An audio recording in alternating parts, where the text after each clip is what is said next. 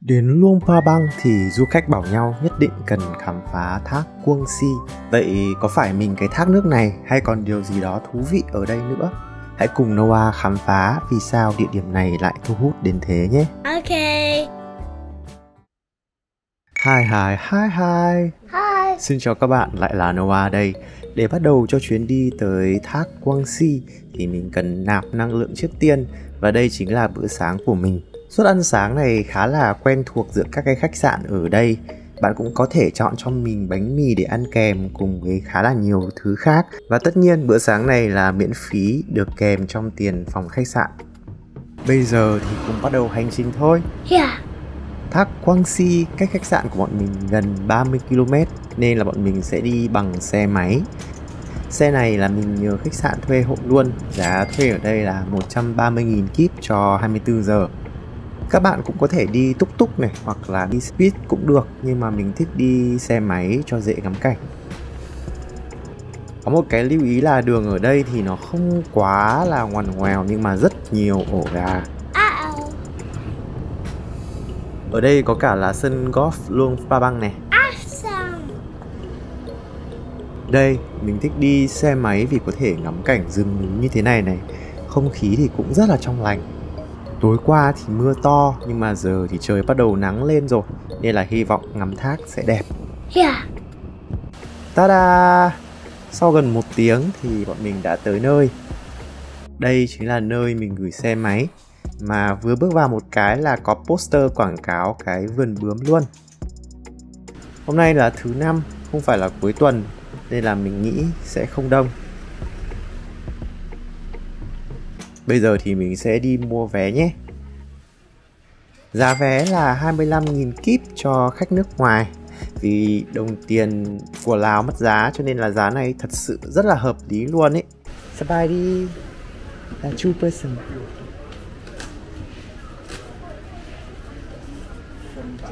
Hợp chay. Và vé của họ thì khá là hiện đại nhé. Ở đây có mã QR code và quẹt vào đây một cái là cửa sẽ mở. Wow, 25.000 kíp này là bao gồm cả tiền xe điện luôn các bạn ơi. Ở đây hiện đại hơn so với mình tưởng tượng rất nhiều. Super. Bây giờ thì xe điện sẽ đưa mình lên thẳng thác Cuông Si. Bên trong này vẫn có người dân sống nhá. Ở đây cũng có rất là nhiều nhà gỗ. Và vèo một cái thì bọn mình đã tới nơi. Đúng là hôm nay khá là vắng, chưa có khách du lịch mấy. Và rất hợp với những đứa sợ người như mình. Ở đây cũng có hàng quán các kiểu, nhưng mà rất là bình lặng, không xô bồ. Và yên tĩnh tới nỗi là chú chó này ngủ ngon lành mặc kệ tất cả mọi thứ xung quanh. Đây rồi, đây chính là công viên thác Cuông Si. Bye đi. Sẽ có bác này kiểm vé nhé. Bước vào bên trong thì mình sẽ nhìn thấy là có 2 đường. Một cái đường mòn nhỏ hẹp để khám phá này, và một bên là một cái đường to, đẹp, nhựa để lên tầng thác cao nhất. Thì các bạn đoán xem là mình sẽ chọn đi đường nào. Tất nhiên là đường to đẹp trước rồi. Mình sẽ lên ngắm thác trước, rồi lúc đi xuống sẽ đi cái lối mòn kia sau. Vì mình nghĩ là xuống thì sẽ đỡ tốn sức hơn, nên đường mòn lúc ấy là phù hợp. Ở trong này rất là mát. Nhiệt độ chắc chỉ tầm khoảng 25-26 độ như đấy. Dưới tán cây này thì rất là mát, cứ như kiểu là mình đang đi vào vườn quốc gia Ba Vì ấy. Ở đây cũng là một cái khu bảo tồn động thực vật của Lào. Ồ, bắt đầu thấy có khá là nhiều bướm rồi này. Vì mình nhìn thấy cái biển là có vườn bướm nên mình nghĩ chắc là do có vườn bướm nên là ở đây nhiều bướm chăng? Yeah. Nhưng mà rất là khổ thân là có mấy chú bướm là bị xe cán qua. Nhiều quá mà nhỏ thế thì người ta cũng không né được. Tiếp đó ở đây là khu vực bảo tồn gấu. Những cái chú gấu ở đây thì từng bị bắt giữ trái phép và được cứu rồi chăm sóc tại đây. Thì đây có một cái em gấu đang tắm này. Nhưng mà thôi, lúc nhạy cảm thế này ai lại nỡ ngắm lâu. Đi thêm một đoạn nữa thì khu này nhiều bướm quá. Quá đẹp luôn các bạn ạ. Tại toàn bướm vàng và trắng nên là lên hình chắc sẽ không rõ, chứ ở ngoài là siêu mê luôn các bạn ơi. Awesome. Có một cái bạn Tây này chân dài hơn thì đã kịp tới và chụp ảnh trước. Nhưng mà bằng ánh nhìn thần trường của mình, bạn ấy chỉ chụp tách một cái rồi đi luôn. Thế là còn mình ở đây cứ như là hàm hương. You're cute. Bướm rất là nhiều mà trông rất là tự nhiên luôn, không khác gì trong chuyện cổ tích cả. Nhưng mà có một cái sự thật thú vị là chỗ này ngay gần nhà vệ sinh, chứng tỏ là tụi bướm nó thích cái mùi gì thì các bạn biết rồi đó. Cái cảm giác mà chân đi tới đâu bướm bay tới đó cũng rất là thú vị. Bạn nào mà tới đây thử quyền năng gọi bướm xem sao. Excellent. Có một cái bảng quảng cáo trượt zipline này, nhưng mà không phải là trượt ở đây đâu. Đến đây thì đã nghe thấy tiếng thác nước rất là rõ rồi, để mình đi nhanh chân hơn xem sao. Ồ, thác nước này đẹp quá. Thác Quang Si này có 3 tầng và đây chính là tầng thác chính. Theo truyền thuyết thì thác nước này được tạo ra bởi một cụ già thông thái gom nước từ dòng sông Nam Si bằng cách đào sâu xuống đất.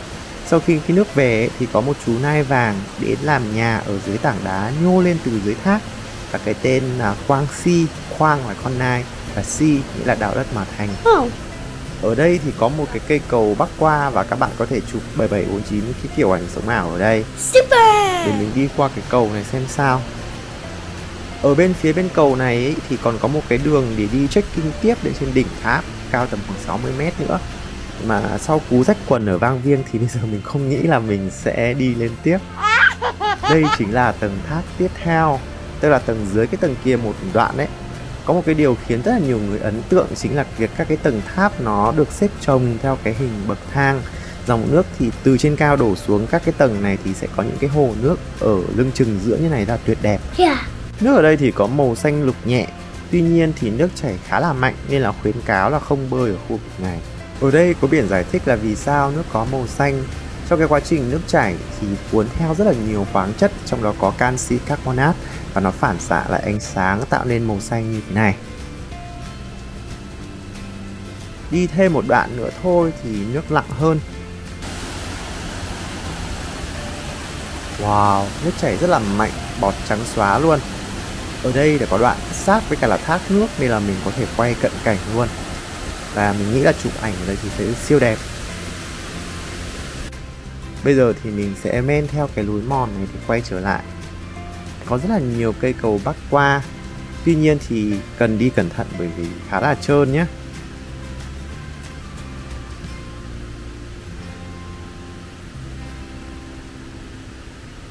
Ở tầng tháp tiếp theo, du khách bắt đầu tập trung tắm khá là nhiều. Phải nói là cái màu nước ở đây rất là đẹp luôn. Và với những tín đồ sống ảo thì có thể ghi được rất nhiều những cái khoảnh khắc đẹp ở đây. Thật ra thì mình đi từ trên xuống, thì những người khác mà họ đi từ dưới lên thì cũng có thể là sẽ nhìn thấy được cái góc từ dưới lên khác biệt hơn. Nhưng mà mình không cẩn thận là mình sẽ đi từ đường bên kia. Bên này thì vẫn có cái hướng đường để đi trekking, nó sẽ nối với cả cái phần đỉnh tháp ấy. Nhưng mà mình thì như đã nói, mình không có ý định đi hôm nay. Nhưng mà nếu các bạn nào mà có trang bị chẳng hạn thì có thể hoàn toàn đi khám phá nhé. Đi dọc theo cái con đường mòn này thì ta có thể bắt gặp được rất là nhiều các cái loại thực vật quý. Và đây là một loại đặc biệt độc toàn thân. Tức là rễ này, thân này, lá này đều độc. Và ăn vào một cái là xin chào cả nhà luôn. Theo suy đoán của mình thì đây chính là lá ngón. Có ai biết về lá ngón thì xác nhận giúp xem mình đoán đúng không nhé.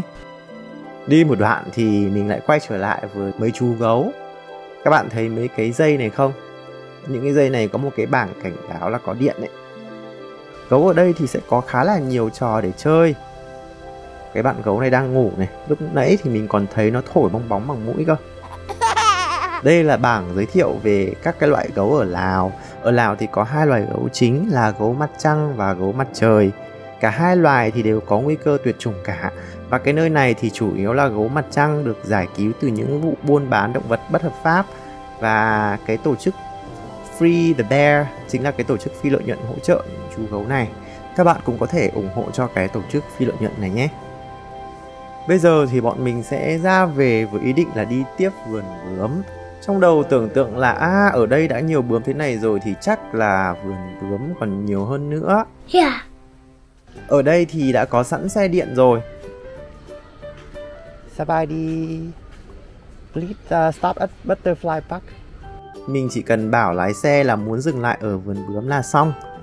Khi mà vào tới vườn bướm thì sẽ cần mua vé riêng, nhưng mà xe điện thì vẫn là miễn phí thôi. Tuy nhiên thì có một chuyện không ngờ đã diễn ra. Thật là không thể tin được. Đó là vườn bướm đóng cửa vào thứ 5 hàng tuần. No way. Ôi, tiếc ghê. Nhưng mà thôi, ngắm những cái chú bướm ở ngoài là cũng đủ đẹp rồi. Bạn nào mà muốn đi vườn bướm thì tránh thứ 5 nhé. Yeah. Bây giờ thì mình sẽ di chuyển về trung tâm của Luang Prabang.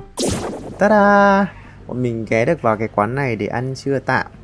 Bởi vì đã rất là đói rồi cho nên là mọi thứ mình đều thấy ngon hết. Đây chính là cái tô hủ tiếu mà bọn mình gọi được. Bây giờ thì mình sẽ tranh thủ di chuyển về để nghỉ ngơi trước khi đi ngắm sông Mekong chiều nay. Đừng bỏ lỡ cái video về sông Mekong của mình nhé. Còn bây giờ thì xin chào. Bye.